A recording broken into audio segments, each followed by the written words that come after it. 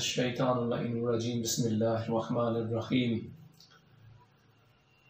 अल्लाहुम्मा सल्लि अला मुहम्मद व आले मुहम्मद वअज्जिल फरजहुम। नाज़रीन किराम, जैसा कि हम जानते हैं कि इस जदीद और साइंसी दौर के अंदर बहुत सी ऐसी चीज़ें हैं जो कि बयान की जाती हैं और बहुत सी ऐसी चीज़ें जिन पर लोगों के अक़ायद हैं और बहुत सी ऐसी चीज़ें हैं जिन पर एतराज़ात किए जाते हैं। जैसा कि हम जानते हैं कि जो तौहीद परस्त हैं और जो मुखालिफान तौहीद हैं, इन दोनों का वजूद पैरेलल चल रहा है, यानी दोनों एक साथ चल रहे हैं। अगर हम कुरान मजीद का मुतालिया करते हैं तो वहाँ पर भी हमें जो है वो इस तरह के लोग मिलते हैं जो कि तौहीद से इनकार करते हैं, खुदा के वजूद का इनकार करते हैं और बहुत सी चीज़ों का इनकार करते हैं।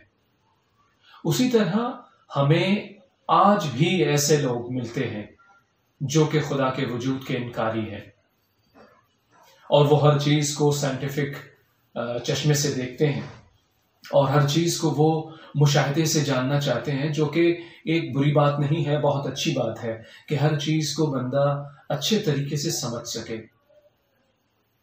अगर हम ये कहें कि जो मजहब है वो साइंस का एंटी है यानी मुखालिफ है, या हम ये कहें कि जो साइंस है वो मजहब की जो है वो मजहब की मुखालिफत करती है, उसकी मुखालिफ है, तो मेरी नज़र में ये एक फिक्र तो ज़रूर हो सकती है, एक सोच तो ज़रूर हो सकती है, मगर हकीकत नहीं है। क्योंकि जैसे दीन मजहब एक इल्म है, उसी तरह साइंस भी एक इल्म है और ये हमें अपनी जो चीज़ों को जो देखने का जो जाविया है उसको तब्दील करना पड़ेगा। अगर हम जब भी साइंस के मौजू पर बात करते हैं तो हमें चाहिए कि हम साइंटिफिक दलाइल लाएं और साइंटिफिक नजरिए से ही चीज़ों का इस्तदलाल करें, चीज़ों को साबित करें या चीज़ों की नेगेशन करें। तो हमें अपनी अप्रोच को चेंज करना पड़ेगा।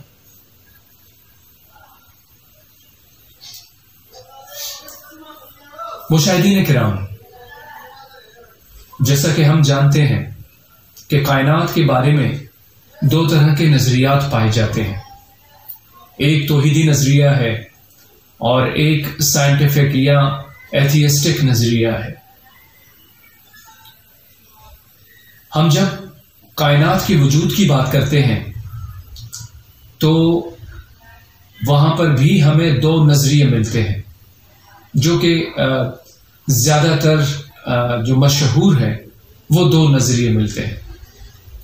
एक ये कि कायनात न थी और वजूद में आई, यानी उसकी एक शुरुआत है और वो अपने अंत की तरफ यानी अपनी एंड की तरफ जा रही है। दूसरा नजरिया कायनात के हमेशा होने का है, यानी कायनात हमेशा से थी, हर चीज हमेशा से है, सिर्फ वो अपनी शक्लें तब्दील करती है। हम देखते हैं कि बहुत सी किताबों में इन चीजों को जो है वो डिस्कस किया गया है कि आया कायनात कदीम है या हादिस है,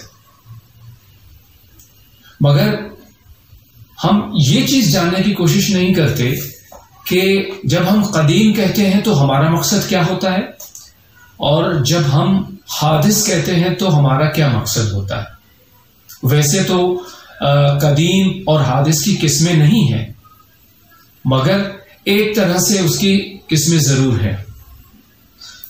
कदीम या हादिस वो तीन किस्मों में तकसीम होता है। आइए इसको जानते हैं।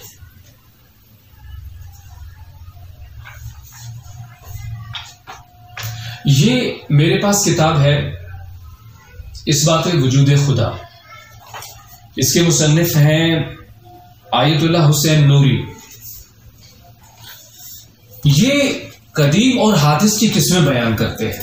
आयतुल्लाह नूरी एक जगह पर कदीम और हादिस की किस्में बयान करते हैं।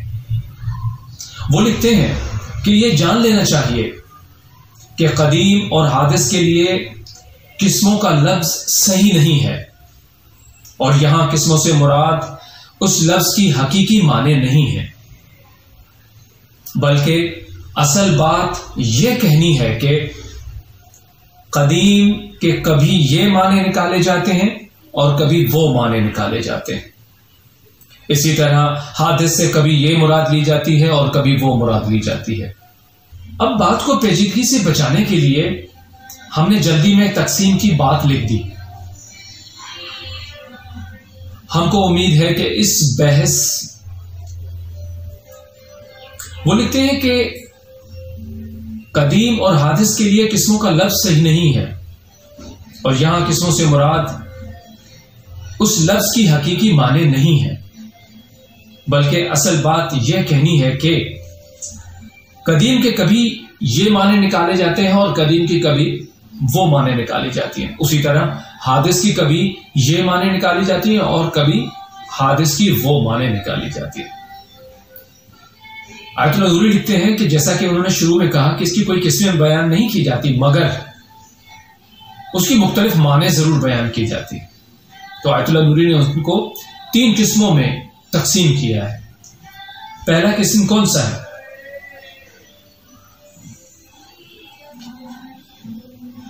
لکھتے ہیں کہ قدیم کی ایک قسم قدیم ذاتی ہے اور اس کی ضد حادث ذاتی ہے۔ یہاں پر جو لوگ یہ کہتے ہیں کہ کائنات ہمیشہ سے ہے اور قدیم ہے، دیکھیں بات کہہ دینا آسان ہوتا ہے، مگر جب آپ ان کو ادلہ سے یا دلائل سے سمجھانے کی بات آتی ہے تو وہاں پر کچھ کمپلیکیشنز بڑھ جاتی ہیں۔ تو ہمیں چاہیے کہ ہم جب بھی کوئی بات کریں تو وہ تحقیق کے پیران میں ہو، اور اس کے لیے آپ کے پاس سالڈ پروف ہونے چاہیے، یعنی ثبوت ہونے چاہیے، ایسے ثبوت کہ جن سے یہ ثابت کیا جا سکے کہ واقعاً آپ نے اس پر تحقیق کی ہے۔ ورنہ کوئی بھی بات کہنا بہت آسان ہے۔ کسی شخص نے حضرت علی علیہ السلام سے پوچھا کہ میں نہیں مانتا کہ خدا ہے، تو حضرت علی نے بڑا خوبصورت جواب دیا کہ خدا کا انکار کرنا خود اس کے ہونے کی دلیل ہے۔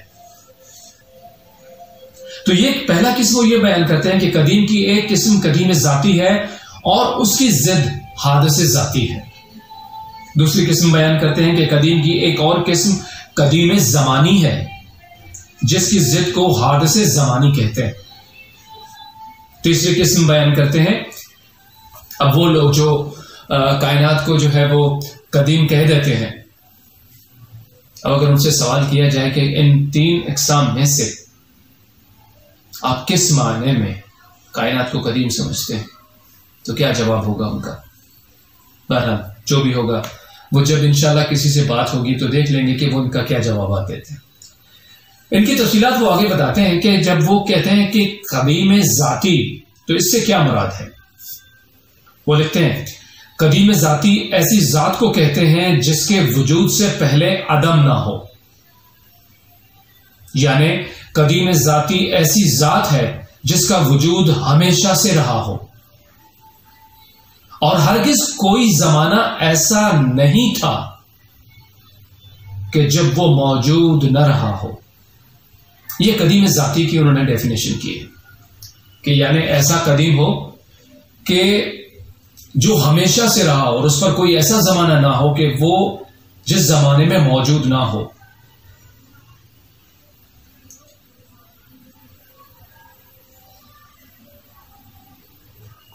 اور اس کے مقابلے میں آگے لکھتے ہیں اور اس کے مقابل میں حادث زمانی ہے۔ اب دیکھیے کہ حادث زمانی کی وہ کیا تعریف بیان کرتے ہیں۔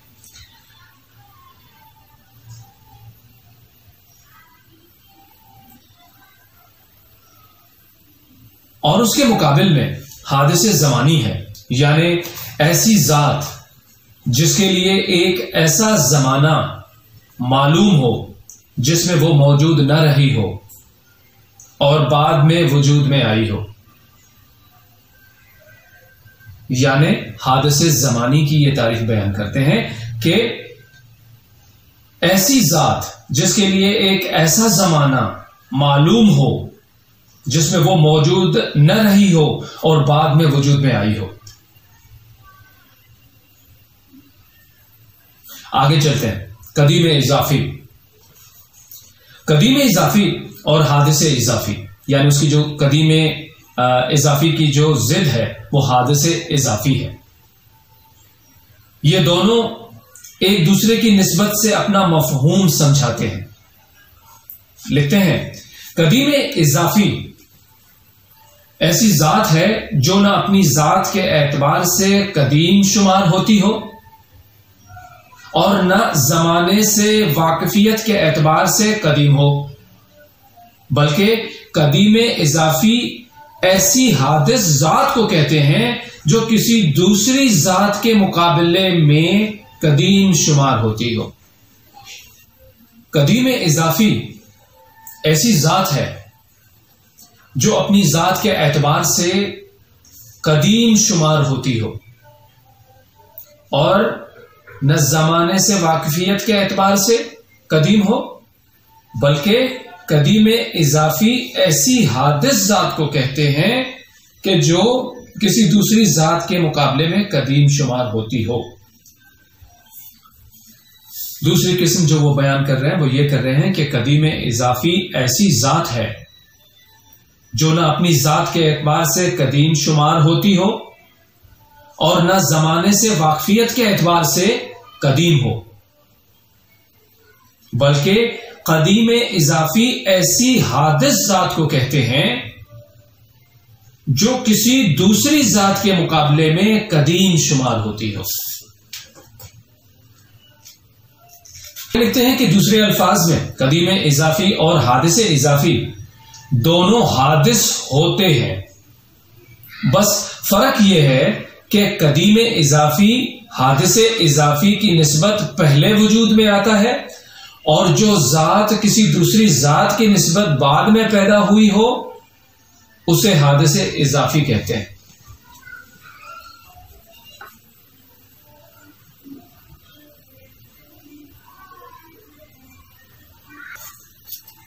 ان مفاہیم پر غور کرنے سے یہ نقطہ معلوم ہوتا ہے کہ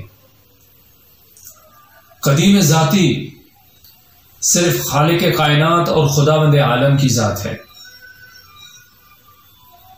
اور اس کی ذات پاک کے علاوہ ہر چیز نے اسی ایک ذات سے وجود حاصل کیا ہے. محقق اور مفکر حضرات خواہ وہ علم فلسفہ کے ماہر ہوں یا علم کلام کے، ان کا اعتقاد ہے کہ اللہ کے علاوہ ہر چیز حادث ہے،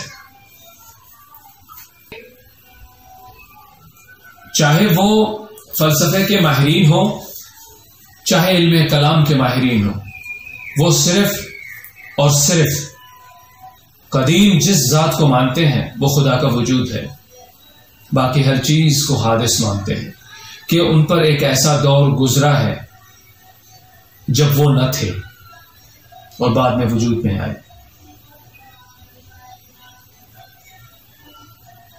یہاں پر وہ جو علم کلام یا فلسفے کے ماہرین ہیں ان کے نظریات پر بات کرتے ہیں کہ وہ جب قدیم اور حادث کی بحث کرتے ہیں تو وہ کس طریقے سے کرتے ہیں. وہ لکھتے ہیں کہ علم کلام کے ماہرین کا نظریہ کیا ہے، یعنی پہلے علم کلام کے جو ماہرین ہیں وہ قدیم اور حادث کو کس طرح بیان کرتے ہیں اور کن ادلہ کے تحت بیان کرتے ہیں. آئیے جانتے ہیں. متکلمین یا علم کلام کے ماہرین نے جن عقائد کا اظہار کیا ہے ان کی روح سے وہ کائنات کو حادث ذاتی اور حادث زمانی سمجھتے ہیں. پھر قدیم کی ایک اور قسم یعنی قدیم زمانی اور حادث زمانی،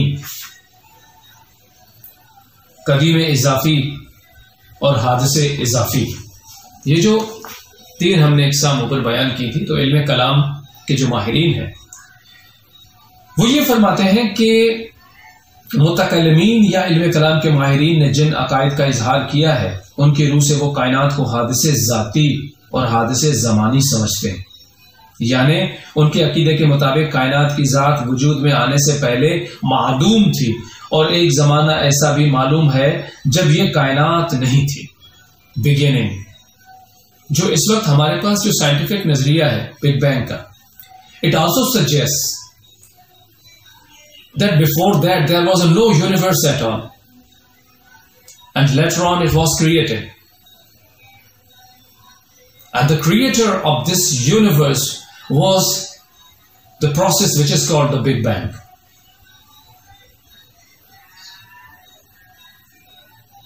It means کہ جیسا کہ علم کلام کے ماہرین نے بیان کیا کہ کائنات کا جو وجود ہے یا کسی بھی چیز کا جو وجود ہے وہ حادثے ذاتی اور حادثے زمانی ہے۔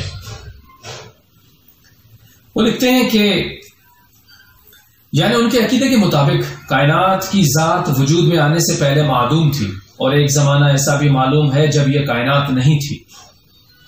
البتہ ہر وہ چیز جو حادثے زمانی ہے وہ حادثے ذاتی بھی ہے۔ محترم علامہ شیخ انصاری اپنی عظیم کتاب رسائل میں علم اصول یعنی فقہی احکام کو شرعی دلائل سے حاصل کرنے کے علم کی بحث میں ایک موقع پر فرماتے ہیں کہ خدا سے منسوب تمام ادیان اور شریعتوں کا اس بات پر اجماع ہے کہ کائنات حادث زمانی ہے۔ اب ہم آتے ہیں ان فلسفیوں کی طرف کہ جو خدا کے وجود کے قائل ہیں، ان کا نظریہ کیا ہے وہ جانتے ہیں۔ خدا کے وجود پر اعتقاد رکھنے والے فلسفی کائنات کو حادث ذاتی کے ساتھ ساتھ قدیم زمانی بھی سمجھتے ہیں، یعنی ان کا عقیدہ یہ ہے کہ کائنات کے وجود سے پہلے کائنات معدوم تھی، لیکن ہم کو ایسا زمانہ معلوم نہیں ہے جس زمانے میں کائنات نہ رہی ہو، یعنی کسی چیز کا علم نہ ہونے کی وجہ سے وہ اس چیز کا انکار کر رہے ہیں کہ ہم یہ نہیں جانتے کہ اس پر کوئی ایسا زمانہ گزرا ہو جب وہ نہ تھی، مگر وہ یہ ضرور مانتے ہیں کہ کائنات ہمیشہ سے نہ تھی، کائنات ہمیشہ سے نہ تھی، وہ ایک وقت اس پر ایسا ضرور تھا جب وہ معدوم تھی، یعنی وہ نہیں تھی، and then it was created۔ ظاہر ہے کہ فلسفیوں اور متکلمین کے اس اختلاف رائے سے کائنات کو حادث ثابت کرنے کے سلسلے میں ہمارے استدلال کو کوئی نقصان نہیں پہنچتا۔ دونوں گروہ بہرحال کائنات کو حادث ذاتی سمجھتے ہیں۔ عزیز من، یہاں سے ایک چیز تو واضح ہو جاتی ہے کہ ہم جب کسی بھی چیز کے لیے ایک اسٹیٹمنٹ دے دیتے ہیں تو کیا ہم یہ جان رہے ہوتے ہیں کہ ہم جو اسٹیٹمنٹ دے رہے ہیں ان کے لیے ہمارے پاس کیا علمی قوت ہے، کیا تحقیق ہے ہمارے پاس اس کے بارے میں؟ محض یہ کہہ دینا کہ کائنات ہمیشہ سے ہے، بس ایک چیز سے دوسری شکل میں آئی۔ اگر ہم اس کو تھوڑی سی گہری نظر سے دیکھیں تو بات یہ وہی فرما رہے ہیں جو کہ فلسفی بیان کر رہے ہیں۔ وہ یہ تو مانتے ہیں کہ کائنات جو ہے وہ عدم سے وجود میں آئی ہے، مگر وہ کہتے ہیں کہ ہم یہ نہیں کہہ سکتے وہ کون سا زمانہ تھا کہ یہ جب نہ تھی۔ تو یہ بھی یہی بات فرما رہے ہیں، اگر وہ اپنی بات پر تھوڑی سی دقت کریں تو وہ یہی فرما رہے ہیں کہ کائنات قدیم ہے مگر اپنی ذات کے اندر قدیم نہیں ہے۔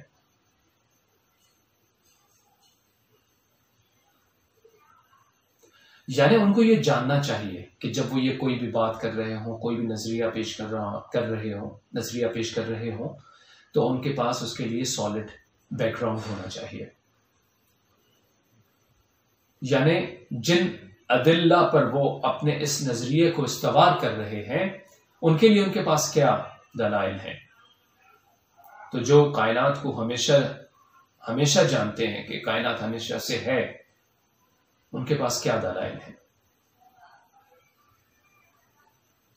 آپ کمنٹس کے اندر اپنے سوالات اور اپنے جوابات درج کر سکتے ہیں، اور انشاءاللہ میں پوری کوشش کروں گا کہ آپ کے سوالات کے جوابات دے سکوں۔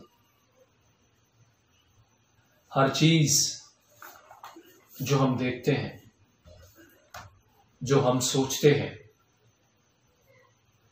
اس کا خارج میں وجود ہو ضروری نہیں ہے، مگر ہر وہ چیز جو ہم سوچ رہے ہوں کسی علمی مشاہدے کی بنیاد پر، ضروری نہیں کہ وہ جھوٹ بھی ہو۔ تو ہمیں ہر چیز کو کہنے سے پہلے اس پر اچھے طریقے سے تحقیق کر لینی چاہیے، تاکہ ہم جو بھی بات کہیں اس بات سے کسی کا وقت ضیاع نہ ہو، کوئی گمراہ نہ ہو، کسی کو آپ جہل کی طرف نہ دھکیل دیں، یعنی آپ جب بھی بات کریں وہ بات علمی ہو۔ ہر وہ چیز جس میں تغیر ہو، جس میں تبدیلی آ رہی ہو، آتی رہتی ہو، وہ چیز ہمیشہ حادثی ہوا کرتی ہے، اور خدا کی ذات اس سے بلند ہے۔ بہت بہت شکریہ۔ السلام علیکم ورحمۃ اللہ وبرکاتہ۔